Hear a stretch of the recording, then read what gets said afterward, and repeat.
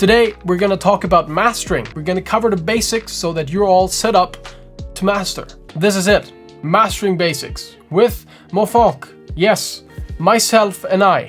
And you might be wondering why I am an authority to talk about mastering in the first place. I have a bachelor in audio production, which is quite nice. I have released on Hexagon and other big labels, which is also kind of nice. I do all of my own masters and my own mixes, so that's also helpful. And again, as always, this is important. This is just my opinion. I'm only trying to help.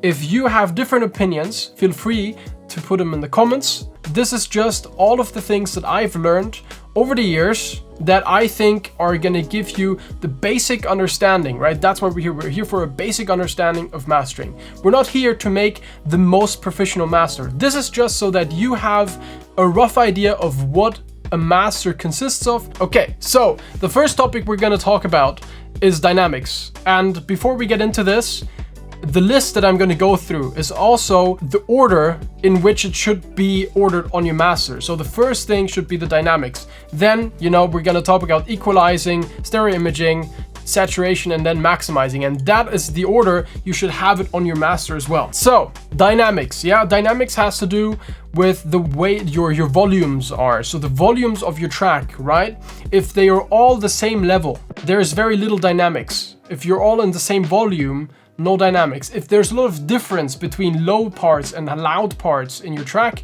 that is a lot of dynamics. There's high dynamic range. That's what people call it. And usually nowadays, we're gonna get into loudness war and that stuff later on.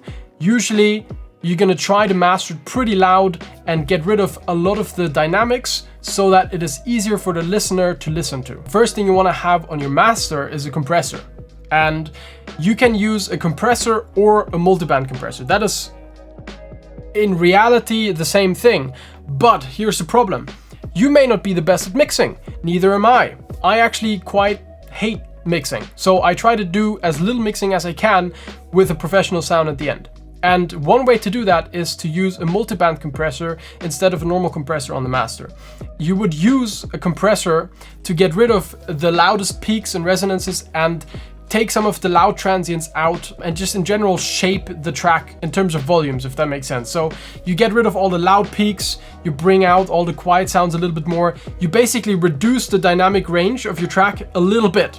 You don't want to squash it because you want to retain a little bit of it, but you're gonna take out a little bit of that. There's multiple ways of doing that. For example, a normal compressor would look at the entire frequency range, the entire volume that's coming in, and just look at that and compress it. Whereas a multiband compressor would split up the signal into multiple frequency bands. So it would just look individually at the bass, for example, and the mids and the highs, and just look at how loud those are individually and compress them individually. And after it's done its compressing, sum them all up together. The nice advantage of a multiband compressor on your master is that the end goal of your master is to have a flat frequency response, or more or less flat. Okay, can never be fully flat.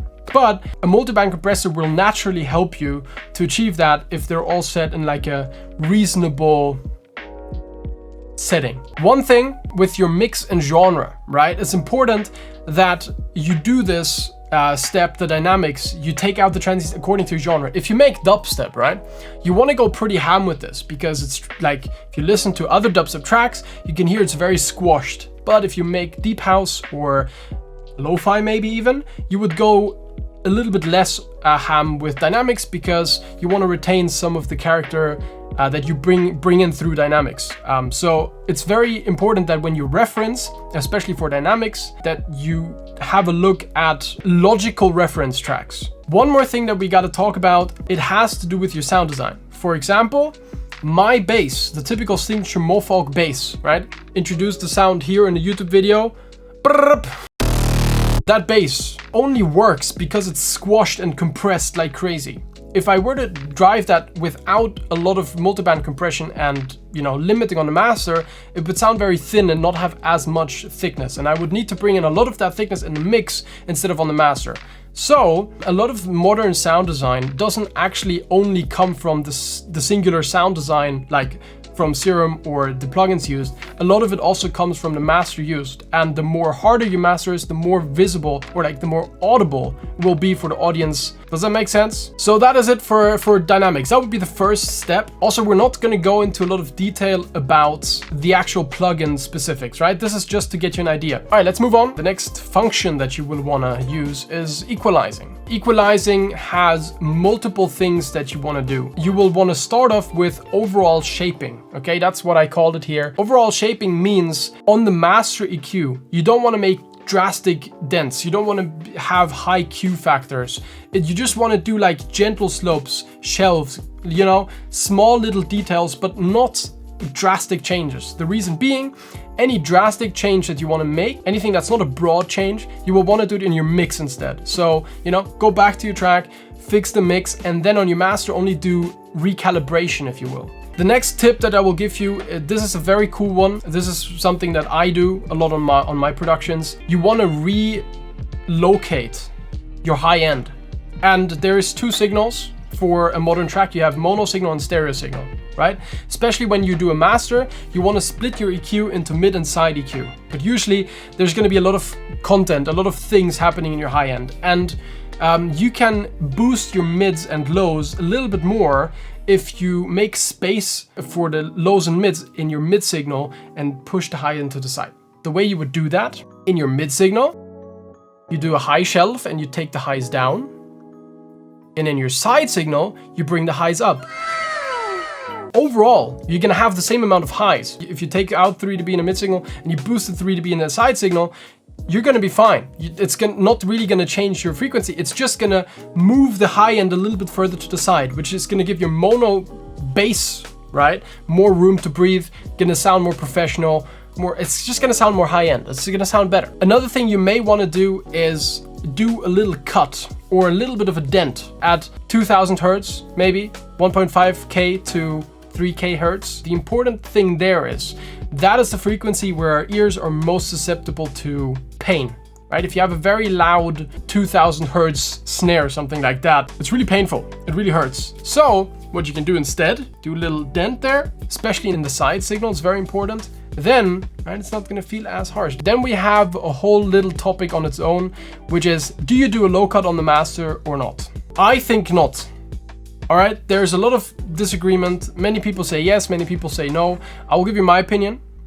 I think if your mix is great and you've been cutting out all of your low end rumble anyways in your mix, you don't need to do it again in the master. You're gonna introduce a lot of phasing issues that you wouldn't necessarily wanna have and that you don't need to have. But if your bass mix is really bad anyways, you might as well try cutting and introducing a little bit of phasing.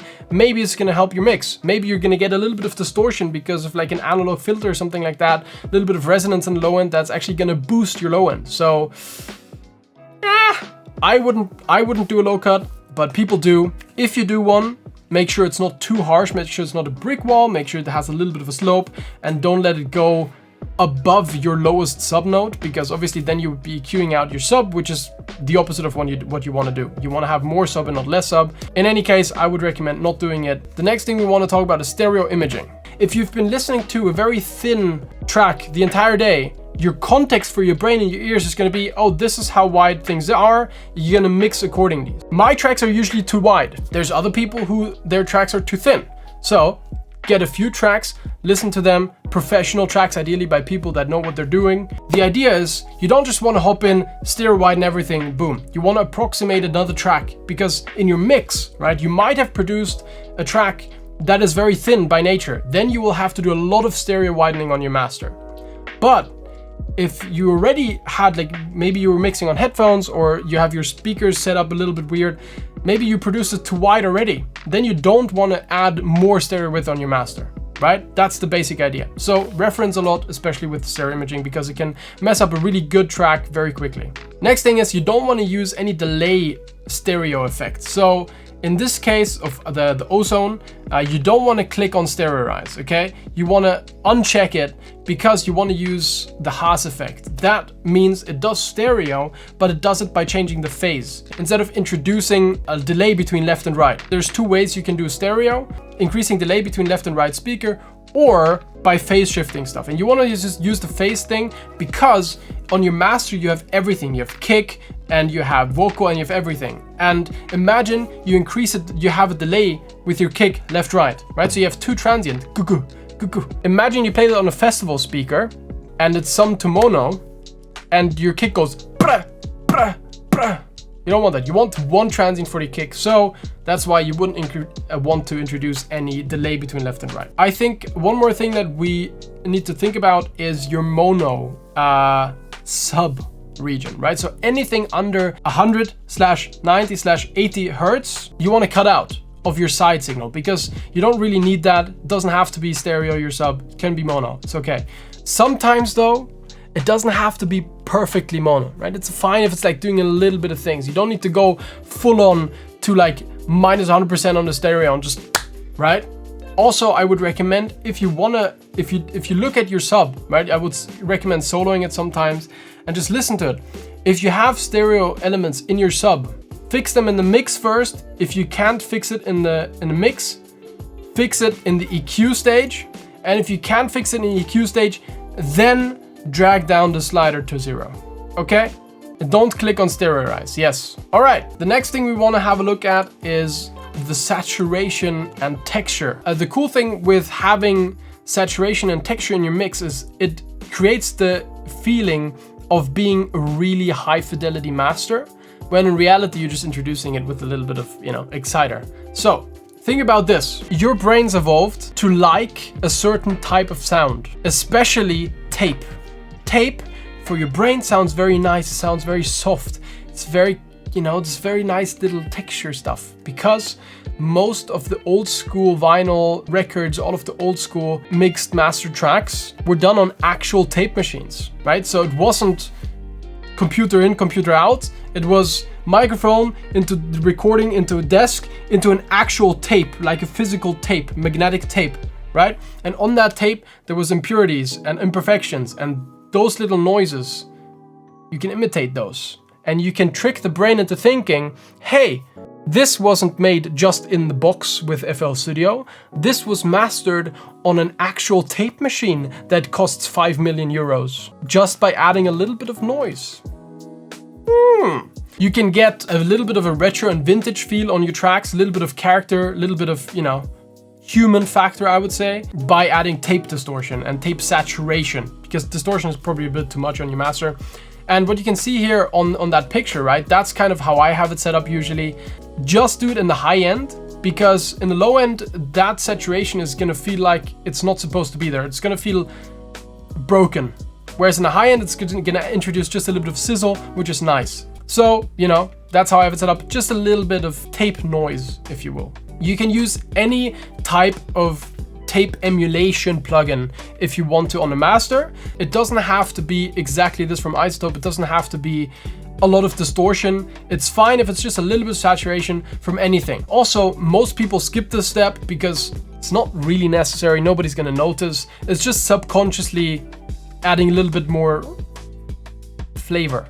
This is the last one, limiting and maximizing. This would be the very end of your mastering chain. You would have a maximizer. And this one is the main idea of using this is, again, increase volume and then maybe add to the sound design just like the Dynamics did. This is basically Dynamics 2.0. And with limiting and maximizing, one thing you need to understand is that you want the most volume with the least amount of destruction on your track.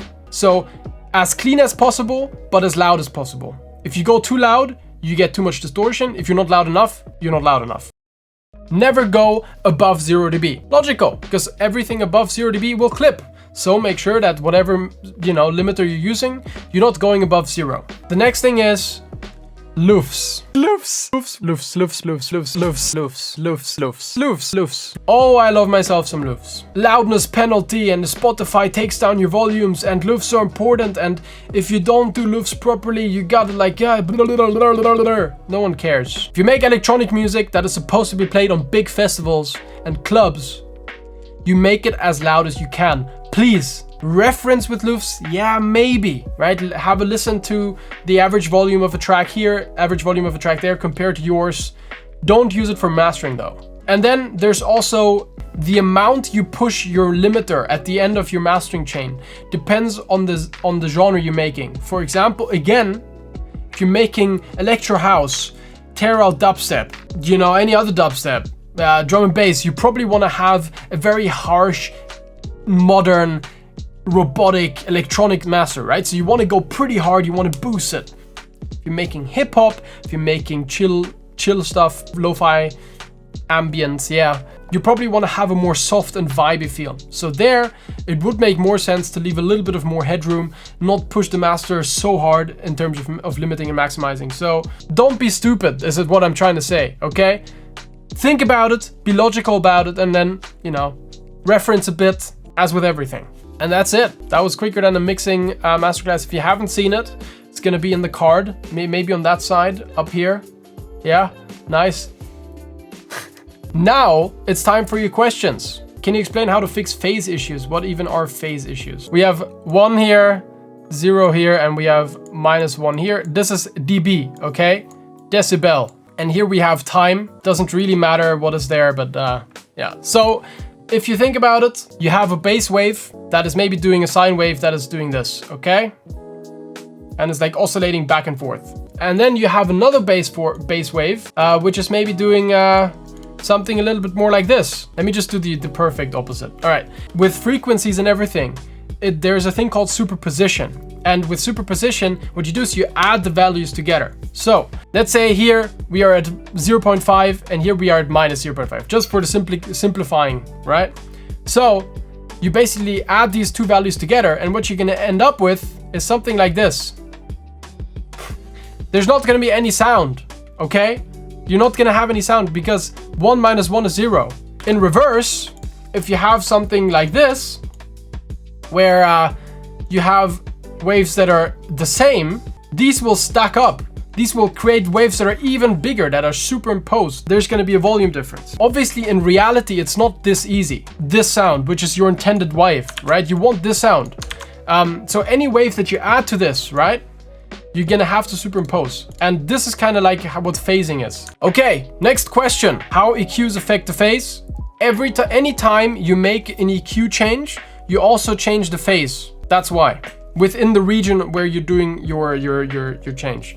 There is also linear phase EQs that are popping up now. It's kind of like the more modern stuff, but analog and like old school and normal EQs usually introduce phasing issues. Most of the time you won't care about the phase, especially everything that's like above 300 Hertz.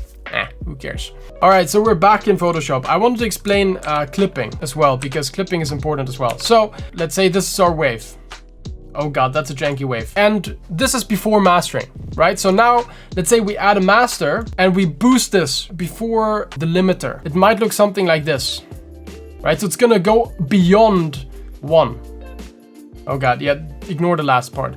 So what your limiter, you can think of what your limiter is gonna do as this. It's gonna, follow this as long as it can. And when it reaches its threshold, right? It's gonna go boom. It's gonna cut it off. And then here, boom, it's gonna cut it off because there's no actual room to go. There's no +1. There's no like 1.2. 1 is the maximum it can go towards, right? And -1. So every time it hits that value, it's gonna cut it off. And depending on how high fidelity your program is, this cutting off is going to be more or less pro. So if you have ozone, for example, and you have it set to like a very cool mode or something like that, what it's really going to do in reality, it's going to do some wizardry, right? And it's going to do something like go here, do like a little bit of a wiggle, imitate that there's something happening, right? And then it's going to go back down. It's going to smooth it all out, and it's probably going to do like another render pass of this and then do like a little bit softer. So this is what's really happening, right? It's not a clean cut. A clean cut is if you get distortion. If you see a very clean cut anywhere, then you're clipping. If you see a round thing somewhere, then usually it's either soft distortion or it's a little bit of clipping. So you want to avoid stuff like this where it's just a clean cut, right? This would sound terrible. This would sound much better. Most actual software also have an indicator of when it's clipping. So for example, on FL Studio. So as you can see here, in FL Studio, if I have a sound that is too loud, if I boost this artificially with a limiter, right? If you have an ozone and it's clipping, it's gonna show you a red indicator of it clipping. All right, that was it for the masterclass on mastering. Hope you learned something. If you did, make sure you hit the like button and maybe even drop me a little cheeky sub. Thanks for watching and I'll see you in the next video. Bye-bye. All right, that was really good.